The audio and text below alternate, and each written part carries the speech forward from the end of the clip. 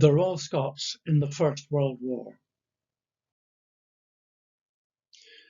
The slides that follow tell the story of the Royal Scots in the First World War.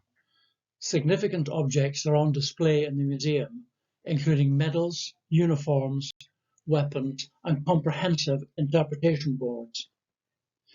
There are links to further information about the parts played by various battalions. In particular, the Royal Scots First World War Roll of Honour can be accessed via http://straylight.cs.ac.uk/Royal Scots. It contains information from the Scottish National War Memorial, the Commonwealth War Graves Commission, and the Regimental Museum Archive.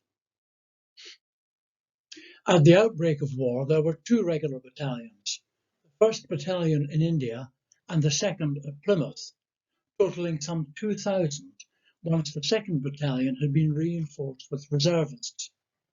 Each battalion comprised 30 officers and 972 soldiers, organised into a headquarters, a machine gun section, horse-drawn transport, band, and 4 rifle companies of 6 officers and 221 soldiers, each consisting of 4 50-strong platoons divided into 4 sections. The 3rd Reserve Battalion at Glencourt Barracks by Pennycook reinforced the 1st and 2nd Battalions, deploying initially to Weymouth to do so.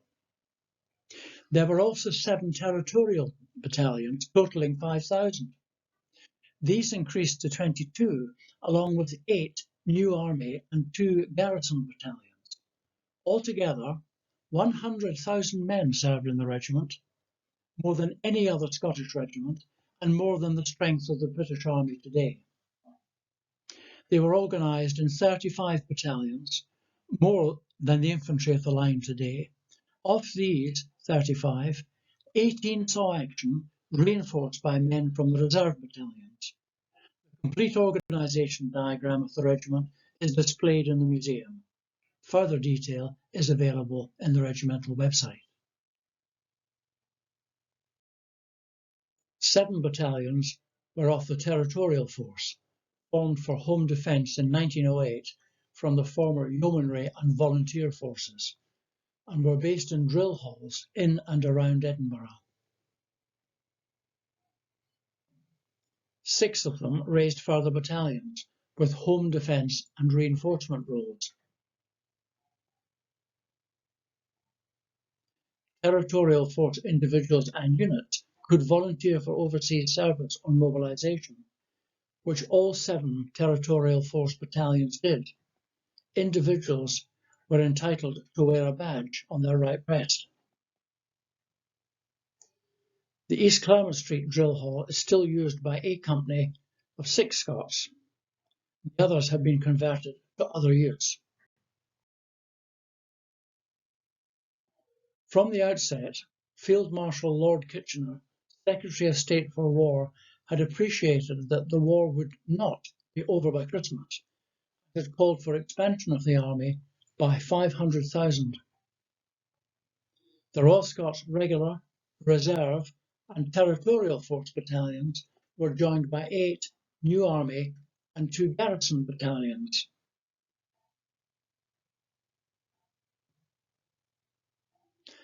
A fuller account of all these battalions can be found on the regimental website.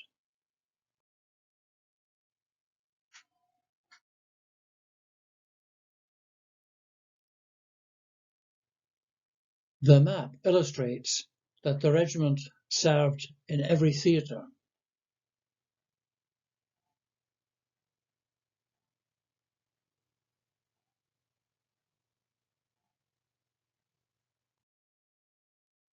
At the outbreak of war, the 1st Battalion was in India. By early 1915 had arrived in Flanders and was soon to be engaged in the Second Battle of Ypres. In October 1915, the battalion moved to Salonika in Greece to support Serbia against Bulgaria, seeing no action there until September 1916, when it captured Zir by the River Struma. 1917 saw little activity, even in the front line. Patrolling alternated with garrison duties. The 1918 spring offensive was cancelled. Malaria caused the battalion to withdraw to the nearby hills, allowing Bulgarian occupation of the river valley, subsequently repulsed. In September, activity increased on the Vardar front, and positions recently vacated by the enemy were taken. Bulgaria capitulated on the 1st of October. The 1st Battalion then moved to Georgia to support the White Russians against the Bolsheviks. The 2nd Battalion mobilised on the 4th of August and came up to its war establishment, moving to France on the 12th of August with the British Expeditionary Force. Fighting at Mons, Le Cateau, and the retreat from Mons followed. Regimental historian Major John Ewing wrote, "Training had taught men to organise themselves when there was no officer available to do so. The value of this was never better exemplified." A counterattack saw the advance to the River Ain, during which enemy trench systems were encountered. These were to become familiar, as the race to the sea formed a continuous line of trenches from the Channel to the Swiss border. By the end of 1914, the British Expeditionary Force had sustained 90,000 casualties, matching the original force that had landed in France. After the First Battle of Ypres, few battalions could muster more than 300 men. By comparison, the 2nd Battalion had been reinforced steadily by over 600 in preparation for further action. 4 Royal Scots battalions took part in the Dardanelles Gallipoli campaign from April 1915 to January 1916.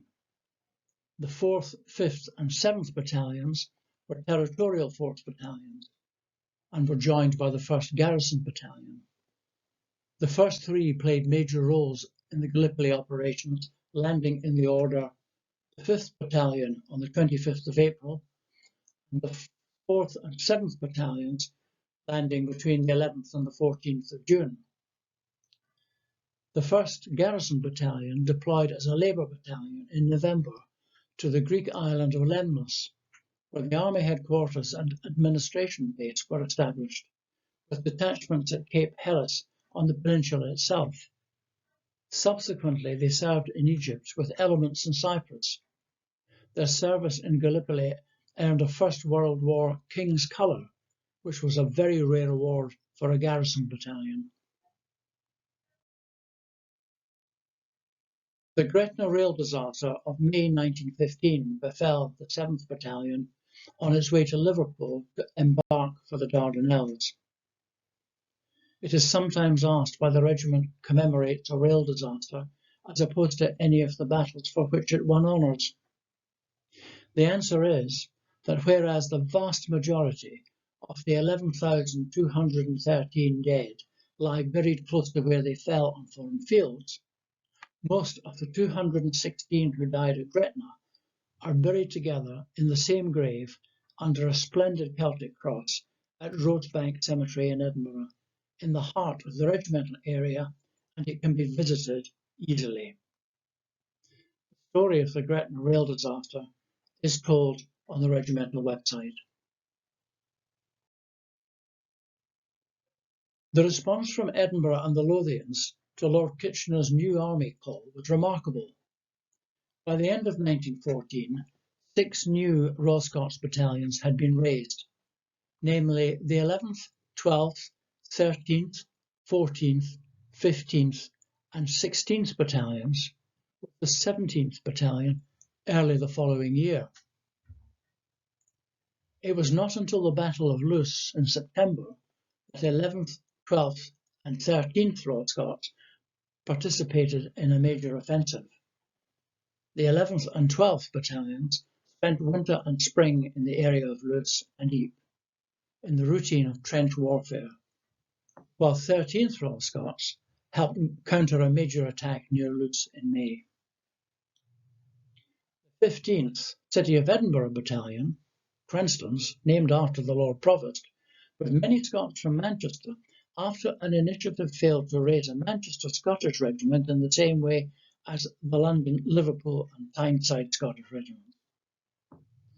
The 16th Battalion, Macrae's, and the 17th Rosebery's Battalion followed. Details of the new army battalions can be found in the regimental website. The 16th Battalion exemplified the spirit of the time.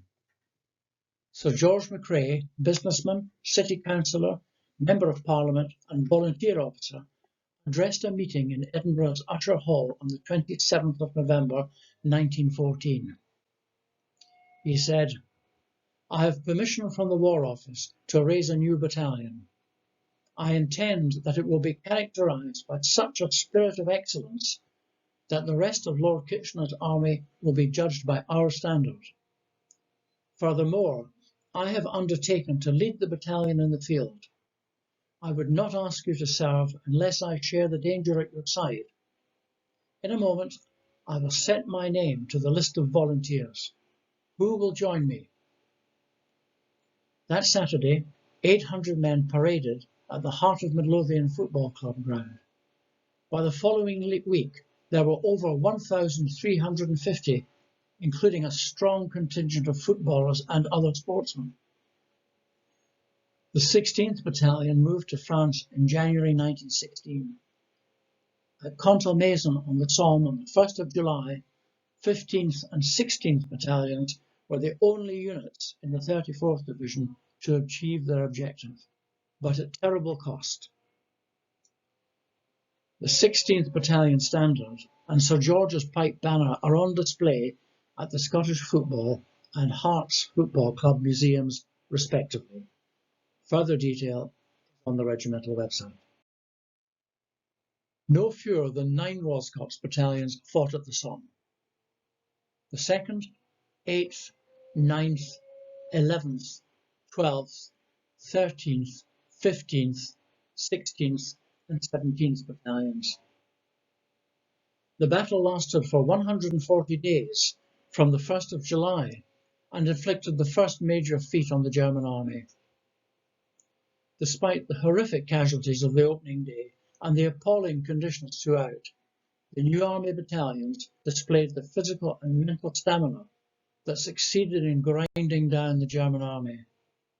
By the time the weather brought the offensive to a close, the Germans knew that they could not win. The Somme was the turning point, and it turned on the heroism and stoicism of Kitchener's new army battalions. Further information is in the website. When the 4th and 7th Battalions withdrew from Gallipoli, they moved to Egypt to protect the Suez Canal. In midsummer 1916, a Turkish force of 18,000 advanced but was seen off by the British defences. The Turks withdrew and the British force advanced towards Palestine. Both battalions distinguished themselves in the eventual fall of Gaza in November 1917. The 4th Battalion in particular earned the unstinting praise of its brigade commander. With the collapse of defences around Gaza, the subsequent advance quickly became a relentless pursuit. Both battalions took part in successful attacks on Burqa, northeast of Gaza, in mid-November. A contemporary account by Major Kermack MC, commanding a company in the 7th Battalion, is on the website. Our affiliated Gurkha Regiment, 10th Princess Mary's Own Gurkha Rifles, also fought at Gallipoli and in Egypt. Although Scots had more than played their part at Loos and the Somme, more Scottish battalions fought at Arras than in any other battle. The roles of the 2nd, 8th, 9th, 11th, 12th, 13th, 15th and 16th Battalions are on the website, where there is also a contemporary account from the diary of Private Clark of the 13th Battalion.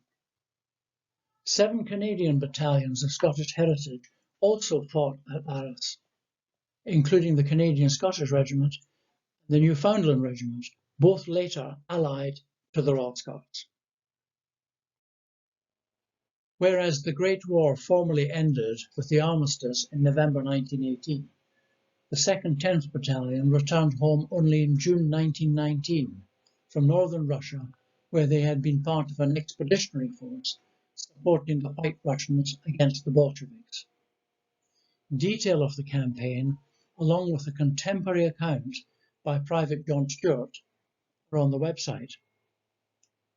The 2nd 10th returned with the only battle honour won by a second-line Royal Scots battalion, shared with just 2 other regiments: Archangel 1918-1919 and a captured Bolshevik artillery piece.